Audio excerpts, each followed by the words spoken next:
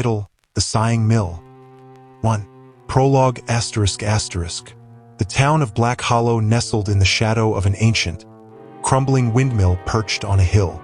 The mill had stood silent for as long as anyone could remember, its wooden frame weathered and worn.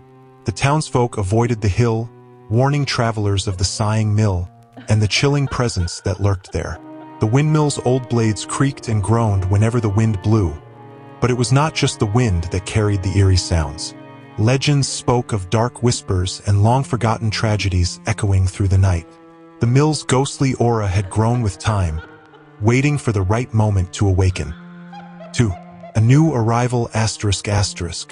Claire Evans had heard the rumors about the windmill when she moved to Black Hollow for a teaching position at the local school. Though intrigued, she never gave them much thought until she saw the mill herself. It stood against the dusky sky like a shadowy giant, its presence oddly magnetic. As she settled into her new home, Claire couldn't help but feel a strange pull toward the hill, as if something was beckoning her.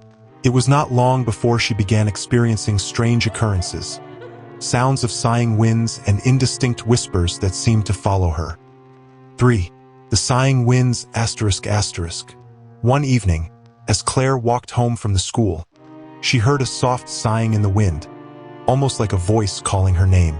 She turned her head, but the streets were empty.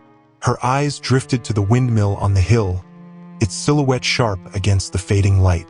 That night, Claire had vivid nightmares of wandering through the mill, her hands brushing against the old wooden beams. Shadows flickered in the corners of her vision, and the whispers grew louder, echoing around her. She woke up in a cold sweat, the sounds still echoing in her ears. 4. The historian's warning ****. Determined to learn more, Claire visited the town library, hoping to find some clues about the mill's history. There, she met Mr. Miller, the town historian, who seemed wary of her interest in the Sighing Mill. Mr. Miller told her about the mill's dark past, a series of tragic deaths, including the Miller's family, who had vanished under mysterious circumstances many years ago. It was said their spirits lingered in the windmill, unable to find peace. He warned Claire to stay away from the mill, saying that those who ventured too close never returned the same. 5. The haunting visit ****. Ignoring the historian's warning, Claire climbed the hill one foggy night. The windmill loomed ahead, its old frame shrouded in mist. As she approached, the creaking of the blades grew louder, echoing like a mournful song. She entered the mill cautiously, her footsteps echoing through the hollow structure. The air grew colder, and the whispers enveloped her. Shadows danced along the walls, and she could swear she saw fleeting figures darting in and out of sight. Suddenly, the door slammed shut behind her, trapping her inside. Claire's heart raced as she realized she was not alone in the mill. 6. The mill's secrets ****. Claire explored the windmill, trying to find a way out. She stumbled upon an old, dusty journal hidden in a crevice. Its pages were filled with faded writing detailing the miller's torment and the loss of his family. The journal spoke of a dark force that had taken hold of the mill, drawing the miller and his family into its grasp. It was a force that fed on their fear and grief, trapping their souls within the mill. As Claire read on, she realized the same force now sought to claim her. The whispers and sighs were not just echoes of the past. They were warnings of the malevolent presence that haunted the mill. 7. The ghostly encounter ****. As Claire continued reading, the shadows deepened, and she heard the faint sound of a child's laughter.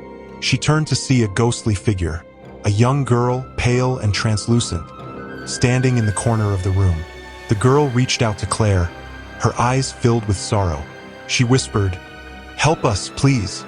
Then she vanished into the darkness, leaving Claire shaken. Determined to uncover the truth and help the trapped souls, Claire decided to confront the source of the evil. She knew she had to reach the top of the mill, where the malevolent force was most powerful. The mill's heart ****. Claire climbed the old, creaking stairs to the top of the windmill, her heart pounding with fear and anticipation. As she reached the top, She found a room filled with decaying furniture and a large, sinister-looking gear mechanism.